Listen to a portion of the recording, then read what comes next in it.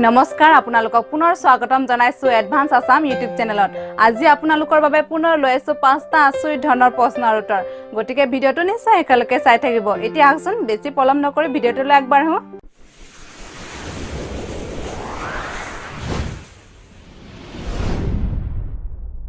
1 number প্ৰশ্নটো হৈছে কোনবিধ প্ৰাণীৰ মাত প্ৰতিধ্বনি অৰ্থাৎ ইকো নহয় আপুনিও শুনা পাইছে কিন্তু কি বাৰু ভাবি চাওকচোন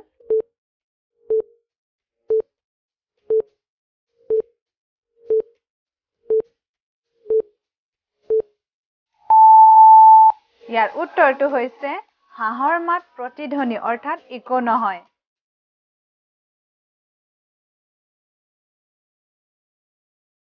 2 নম্বৰ প্ৰশ্নটো হৈছে বছৰৰ কোন মাহত অন্য মাহৰ তুলনাত বেছি সন্তান জন্ম হয় আপোনাৰ সময় আৰম্ভ হৈছে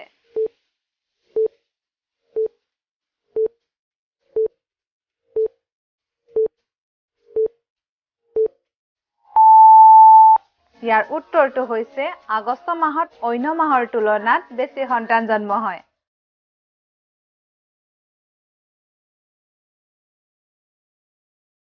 3 নম্বৰ প্ৰশ্নটো হৈছে কোনবিধ পদাৰ্থ পানীৰ ভিতৰত থকাৰ পিছতো জ্বলে আপোনাৰ সময় আৰম্ভ হৈছে আৰু উত্তৰটো কমেন্ট কৰি জনাব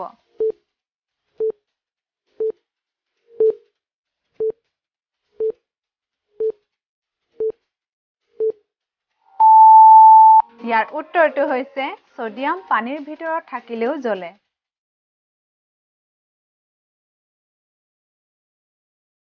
4 নম্বৰ প্ৰশ্নটো হৈছে কোনখন দেশৰ মানুহ ভাৰতত আহিব নোৱাৰে প্ৰশ্ন উত্তৰকেইটা ভাল লাগিলে নিশ্চয় লাইক আৰু শ্বেয়াৰ কৰিব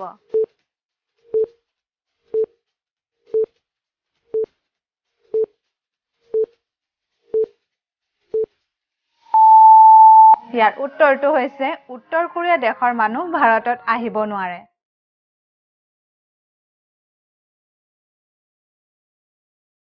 5 নম্বৰ তথা অন্তিম প্ৰশ্নটো হৈছে ঠাণ্ডা দিনত আমাৰ পেছাব বেছিকৈ কিয় লাগে আপুনি কেতিয়াবা ভাবি চাইছেনে আৰু আপুনি যদি নতুন তেন্তে এনে ধৰণৰ প্ৰশ্ন উত্তৰ পাই থাকিবৰ বাবে এই চেনেলটো নিশ্চয় সাবস্ক্ৰাইব কৰিব